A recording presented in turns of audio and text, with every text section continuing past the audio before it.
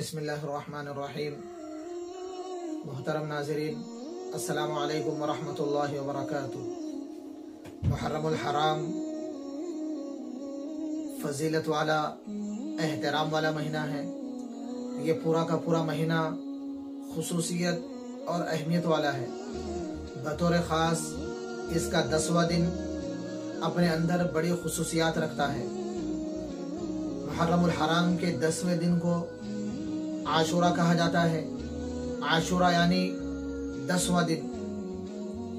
यौम आशूरा की अहमियत और फजीलत शुरू ही से लोगों में मशहूर थी। रिवायत से मालूम होता है कि रमज़ानुल मुबारक के रोज़े से पहले उम्मत पर आशूरा का रोज़ा फ़र्ज था। पहले लोग आशूरा का रोज़ा रखा करते थे। जब रमज़ानुल मुबारक के रोज़े फ़र्ज किए गए तो फिर आशूरा के रोज़े की फ़र्जियत ख़त्म की गई और आशूरा का रोज़ा सुन्नत और मुस्तहब करार दिया गया।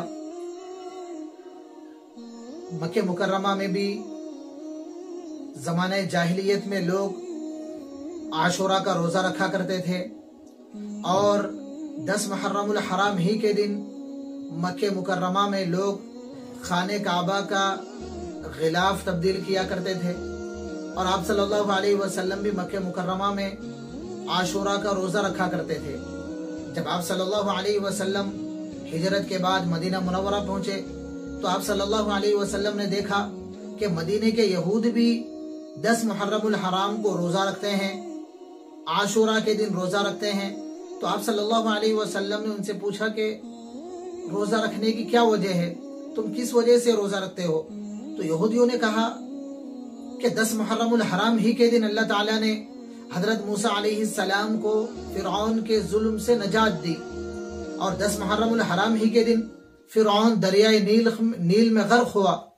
इसलिए हम बतौर शुक्राना के इस दिन रोजे का एहतमाम करते हैं।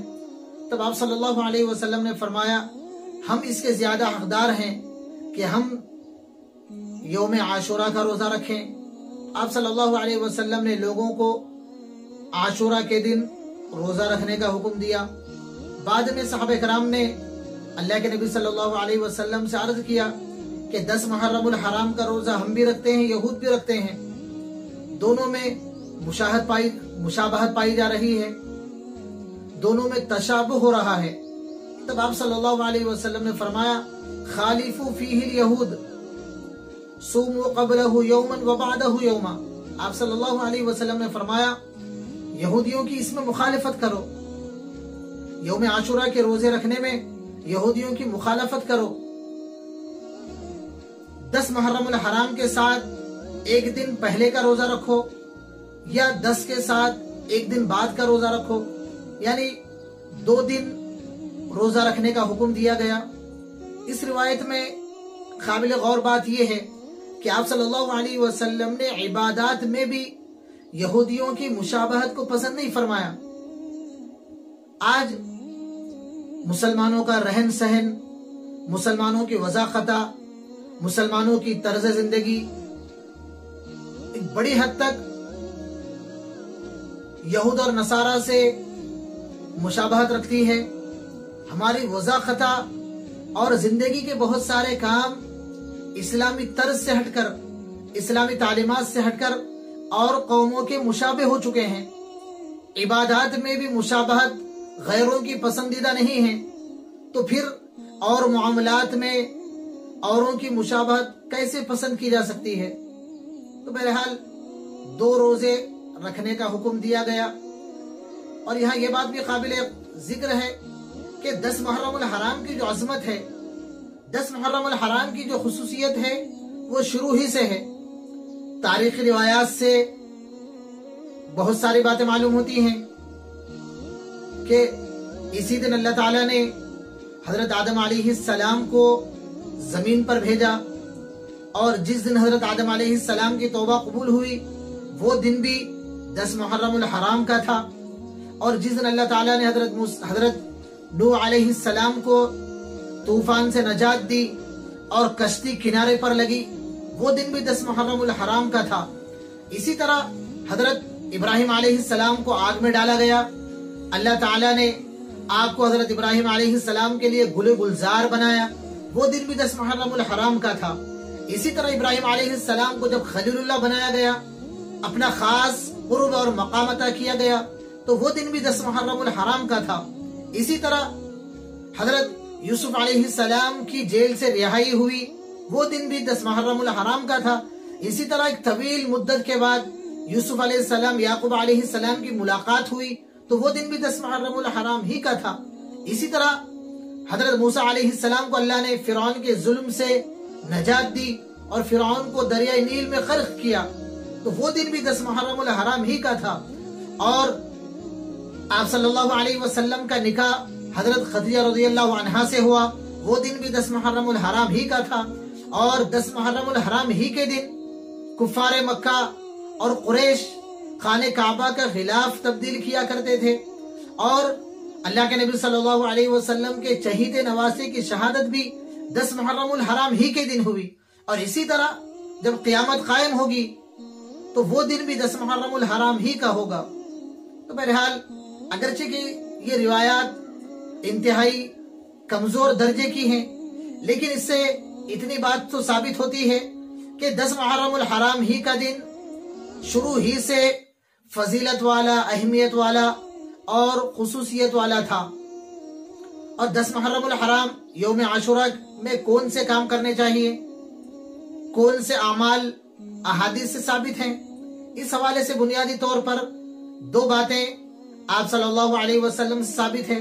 एक तो आशुरा का रोजा, 10 मुहर्रमुल हराम का रोजा रखना, चूंकि आप सल्लल्लाहु अलैहि वसल्लम ने 10 मुहर्रमुल हराम के साथ मजीद और रोजे रखने का हुक्म दिया, यहूद की मुखालफत करते हुए। बहरहाल इस हवाले से मुख्तलिफ रिवायात हैं। मुख्तलिफ रिवायात का खुलासा ये है कि अल्लामा अनवर शाह कश्मीरी रहमतुल्लाहि अलैह और अल्लामा इब्न क़य्यिम ज़ादुल मआद में इसकी तसरीह करते हैं कि यौम आशुरा के रोजे के हवाले से 3 दर्जे हैं। रोजों का पहला दर्जा 9 मुहर्रमुल हराम का, 10 मुहर्रमुल हराम का, 11 मुहर्रमुल हराम का रोजा रखा जाए। इन 3 दिनों का रोजा रखा जाए। इतने के अहादीस में ये अल्फाज भी मिलते हैं, सूमु क़ब्लहु यौमन व बअदहु यौमा, एक दिन पहले का रोजा रखो और एक दिन बाद का रोजा रखो। इन जैसे अल्फाज अहादीस की वजह से ये बात कही गई कि सबसे अफजल दर्जा 3 रोजे रखना है, 9 का, 10 का, 11 का। और दूसरा दर्जा 2 दिन के रोजे रखना, चाहे 9, 10 का रोजा हो या 10 मुहर्रमुल हराम या 11 मुहर्रमुल हराम का रोजा हो। और तीसरा दर्जा सिर्फ आशुरा का रोजा रखना, अगरचे के फुक़हा ने सिर्फ आशुरा के दिन के रोजे को मकरूह है तंजीही करार दिया है, लेकिन कम से कम दर्जा आशुरा का रोजा है। बेहतर यह है कि कम से कम आशुरा के साथ 10 मुहर्रमुल हराम के साथ एक मजीद और रोजा रखा जाए, 9 का या 11 का।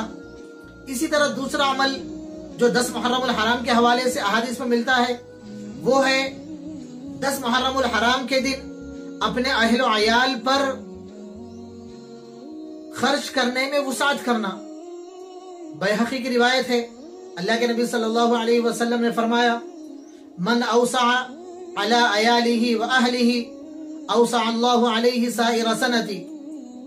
जो कोई 10 मुहर्रमुल हराम के दिन अपने अहलो अयाल पर, अपने अहले खाना पर, बीवी बच्चों पर वुसात करे, खाने पीने की चीजों में फराग दिली का मुजाहिरा करे, तो अल्लाह ताला पूरे साल खैर व बरकत अता फरमाते हैं, पूरे साल रोजी में बरकत देते हैं। ये दूसरा अमल यौम आशुरा के हवाले से साबित है। बहरहाल घरों के अंदर वुसात और फराग दिली का मामला किया जाना चाहिए। इसी तरह बड़े पैमाने पर दावतों से एहतियात भी करनी चाहिए। ऐसा ना हो कि तमाम खानदान की दावतें हों, तमाम मोहल्ले वालों की दावतें हों, फिर ये चीज पसंदीदा नहीं है। जो हुक्म जिस दर्जे का है اسے اسی درجے میں رکھا جائے۔ ان دونوں باتوں کے علاوہ روزہ اور اہل و عیال پر وسعت، ان دونوں چیزوں کے علاوہ اور بہت سارے خرافات ہمارے ماحول اور معاشرے کے اندر مشہور ہیں۔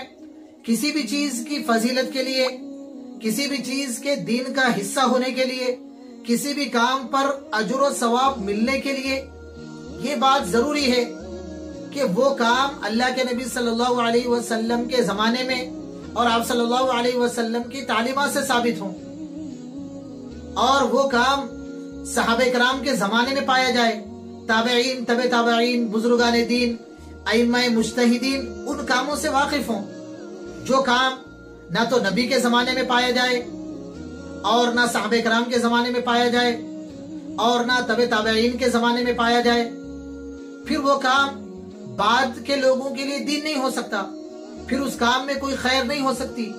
دین رواجوں کا، ذہنی تخیلات کا یا ذہنی اختراعات کا، موش گافیوں کا نام نہیں ہے، بلکہ دین وہ ہے جو سندوں سے ثابت ہو، دین وہ ہے جو قرآن اور احادیث کے ذریعے ہم تک مضبوط واسطوں سے پہنچا ہو۔